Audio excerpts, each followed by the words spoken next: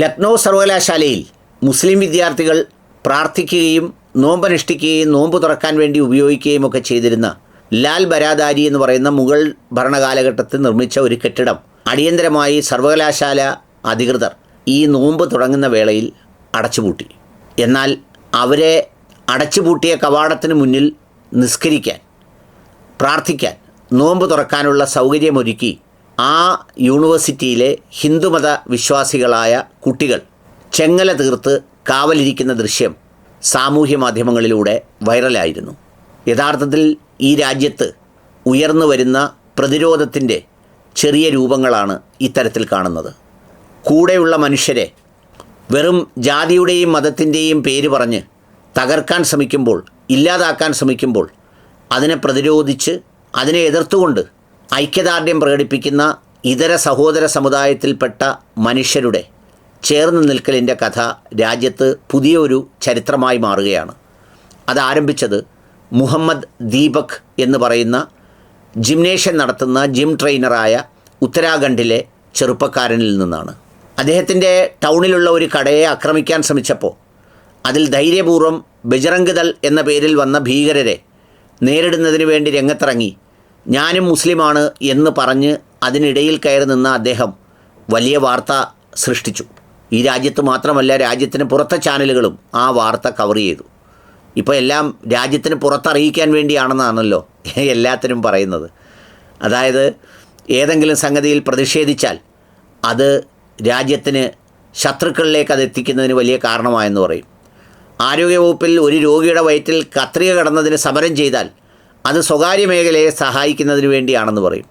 പിന്നെ നമ്മുടെ കാന്തപുര ഉസ്താദ് പറഞ്ഞത്, നമ്മുടെ ജലീൽ സാറ് വിശദീകരിച്ചതുപോലെ അത് വിദേശ പത്രങ്ങളിലൊക്കെ വന്ന് നമ്മുടെ നാടിന് അപമാനമാകാതിരിക്കാൻ വേണ്ടി പറയുന്ന കാലം എന്ന് പറയുന്ന വളരെ വിചിത്രമായ പെയിൻ്റടിക്കാരുടെയും പുട്ടിയിടലുകാരുടെയും കാലത്ത് ഈ മുഹമ്മദ് ദീപക്കിൻ്റെ കഥ വലിയ വാർത്തയായിരുന്നു.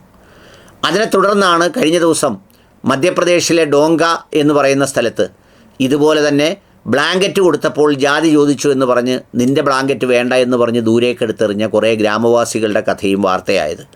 സമാനമായ ഒരു കഥയാണ് ഈ പറയുന്ന നാട്ടിൽ നിന്നും കേൾക്കുന്നത്. ഇത് വേറൊന്നുമല്ല, ഈ ലക്നൗ സർവകലാശാലയിലെ ഈ വിദ്യാർത്ഥികൾ വർഷങ്ങളായി പ്രാർത്ഥന നിർവഹിച്ചുകൊണ്ടിരിക്കുന്നത് ഈ ലാൽ ബരാദാരി എന്ന് പറയുന്ന ഈ കെട്ടിടത്തിനകത്താണ്. അത് ആർക്കിയോളജിക്കൽ സർവേ ഓഫ് ഇന്ത്യയുടെ കയ്യിലാണ്.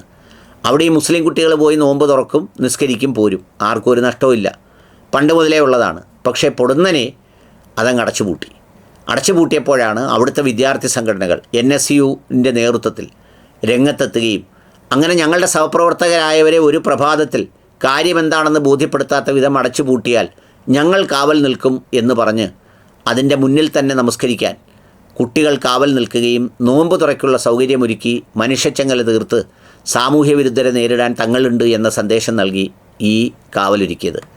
അത്തരം ചില പ്രതിരോധങ്ങൾ ഇന്നത്തെ നാടിന് അനിവാര്യമാണ്. സമാനമായ മറ്റൊരു വാർത്ത കൂടി ഇതിനോടൊപ്പം കേരളത്തിൽ നടന്നതാണ്. അത് പറഞ്ഞു വെക്കാം. അതിന് ആ വാർത്ത തന്നെ കാണിക്കുമ്പോൾ നിങ്ങൾക്ക് മനസ്സിലാവും. കേരള സ്റ്റോറികൾ പലവിധം നമ്മൾ കാണുകയും കേൾക്കുകയും ചെയ്തിട്ടുണ്ട്.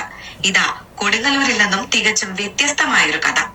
തങ്ങളുടെ അമ്മയുടെ മരണാനന്തര ചടങ്ങിനോടനുബന്ധിച്ച് സൗഹാർദ്ദത്തിന്റെ നോമ്പുതറ ഒരുക്കിയ മക്കൾ നമുക്ക് പുതിയ കേരള സ്റ്റോറി പറഞ്ഞു തരികയാണ്. ഇടവിലങ്ങുകാർക്ക് ഏറെക്കാലം ഭക്ഷണം വിളമ്പി നൽകി നടുമുറി പരേതനായ ചന്ദ്രന്റെ ഭാര്യ തങ്ക ഇക്കഴിഞ്ഞ ഫെബ്രുവരി 10 മരണമടഞ്ഞത്. തങ്കയുടെ ഭൗതിക ശരീരം മെഡിക്കൽ വിദ്യാർത്ഥികൾക്ക് പഠനത്തിനായി വിട്ടു നൽകിയിരുന്നു. അമ്മയുടെ അടിയന്തര ദിവസം പതിവ് ചടങ്ങുകൾക്ക് പുറമെ നോമ്പുതുറ ഒരുക്കുകയായിരുന്നു മക്കളായ മതിലകം BPC പ്രശാന്തും ചെന്നൈ ബാർക്കിലെ ജീവനക്കാരനായ പ്രജീഷ് കുമാറും. സൗഹൃദത്തിന്റെ ഈന്തപ്പഴ മധുരം നുണഞ്ഞ നൂറുകണക്കിന് വിശ്വാസികൾ നോമ്പു തുറന്നു. Kaipamangalam MLA T. Tyson master ഉൾപ്പെടെ സമൂഹത്തിന്റെ നാനാതുറകളിലുള്ളവർ നോമ്പുതുറയിൽ പങ്കെടുത്തു. അപരവിദ്വേഷത്തിന് ബദൽ ചേർത്തു പിടിക്കലാണെന്ന് പറഞ്ഞു തന്ന നോമ്പുതുറ പല ചോദ്യങ്ങൾക്കുമുള്ള മറുപടിയായി മാറി. നമ്മുടെ അടിയന്തരമായിരുന്നു. പുതിയ കേരള സ്റ്റോറി ഇറങ്ങിയ ഒരു കാലഘട്ടമാണിത്. ഈ കാലഘട്ടത്തിൽ ഇവിടെ ഒരുമിച്ച് ജീവിക്കുക എന്നുള്ളത്, ഒരുമിച്ച് സഹവർത്തിത്വത്തോടെ സ്നേഹത്തോടെ ജീവിക്കുക എന്നുള്ളത് ഏറ്റവും പ്രധാനപ്പെട്ട ഒരു കാര്യമാണ്.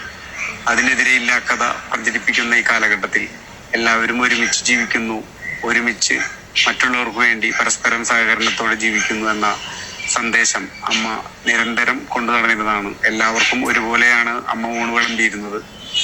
അത് തുടർന്നും കൊണ്ടുപോകണമെങ്കിൽ അമ്മയുടെ ആഗ്രഹം ഇതായിരിക്കുമെന്ന് ഞങ്ങൾക്ക് തോന്നിയതിന്റെ അടിസ്ഥാനത്തിലാണ് അടിയന്തരത്തോടൊപ്പം നോമ്പ് തുറ നടത്തുന്നത്.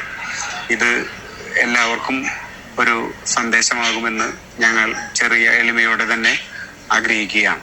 ലക്നൗ മുതൽ കൊടുങ്ങല്ലൂർ വരെയുള്ള ഈ സംഭവങ്ങൾ നൽകുന്ന സന്ദേശം സന്തോഷമാണ്, ചേർന്ന് നിൽക്കലാണ്, ഒപ്പമുണ്ടെന്ന് പറയലാണ്.